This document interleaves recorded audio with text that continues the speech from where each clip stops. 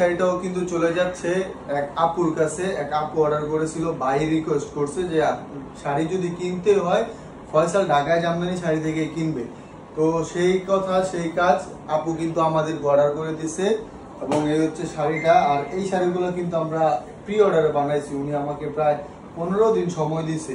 আর এই শাড়িগুলো আমরা ডেলিভারি করছি প্রি অর্ডারে বানাই, কিন্তু ভিডিও দেওয়া হয় নাই কারণ এত পরিমাণে রেসপন্স ছিল, এই শাড়িগুলোর চাহিদা ছিল, আমরা দিতে পারি নাই। কারণ হাতে বোনা কাজ তো দেখা যায় সময় লাগে, অনেকে সময়টা দিতে চায় না। এখন যার খুশি তত খুশি, যত খুশি তত প্রি অর্ডার করতে পারেন। এই সুন্দর শাড়িগুলা দেখেন, টার্সেল গুলো একদম খুব সুন্দর করে লাগাই দিয়েছে এবং শাড়িটাও কিন্তু খুব সুন্দর করে এখন কাজ করা আছে, একুরেট কাজ করা থাকবে।